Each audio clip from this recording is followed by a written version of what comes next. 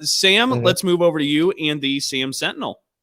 We're going to Knoxville. I talked about it a little bit at the start because of the good old Rocky Top. Yeah, there Rocky it Top, is. Tennessee.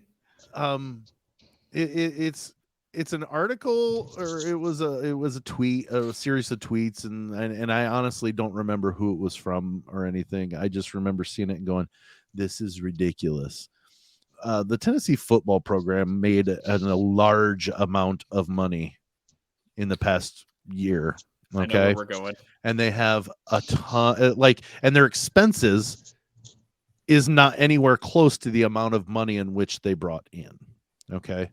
Now, the SEC has a rule on the books that if fans storm the field, the university can be fined up to $100,000. And if they tear down the goalposts, there's another fine or something. And plus, goalposts cost money to replace. So what does Tennessee do, who made upwards of $50 million profit last year? They start a GoFundMe page and ask for donations to replace the goalposts. Are you kidding me? Come on, Yep. You're taking the glory of that celebration and that frustration that Tennessee fans have felt for years, that glory away from them, because you have to go and ask for $175,000 in donations. Seriously, you made $59 million last year. You can afford a couple $100,000 to pay the fine for the fans that support that made them that money. They made them that money, and you're going to then go out and ask them to replenish because of a fine accrued because your team went and did what they were supposed to and beat another team of a highly ranked. Don't do that. I was part of a field storming, and we tore down the goalposts, and we carried the goalposts and threw them into a nearby pond when I was at Ball State. There was no stopping us. Like the police officers knew we were coming. And the only thing they did was they said, you need to be safe. Do not touch anybody until you're up over the fence, because we had to climb a fence, a short chain link fence. And they said, do not touch anybody while they're up on the fence. We do not want any injuries. Go out and be safe and have fun on the field. They knew it was there.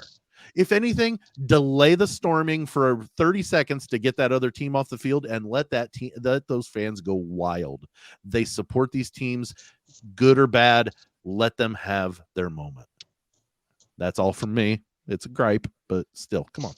No, I think it's strong, and especially when you consider that there was the video of the university president up there where he's smoking his cigar, and they say, how much is that going to cost? And he says, it doesn't matter. We'll do it every year. And then you turn around like this.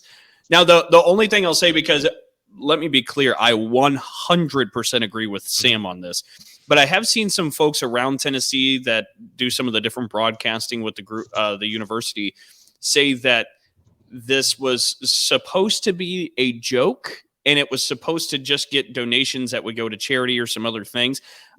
If that's the case, this has been very poorly communicated, because nobody is getting that joke. If it is indeed a joke. There are some things that are great in theory, but they need to remain there. And that starting a GoFundMe page, even as a joke, should be a theory only. That would be one of those that, hey, what would be funny is if as a joke we started a GoFundMe page to replace the goalposts.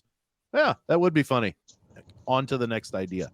Don't follow through with that, because from my understanding, there was no wording in that GoFundMe part that said, hey, this is parody, we're going to donate to charities. And that's what I mean. Like, if this is indeed a joke, and if we're all missing out on it, I think there's a reason we're all missing out on it, and it's because of how poorly communicated this was. So, that's the only defense I've heard of it. But I, again, 100% agree with Sam. It's something you just don't do, and it's a way to kind of take down what was maybe the most epic moment for sure that you've had in the last quarter century. You totally crapped on the highlight of Tennessee's season with that joke.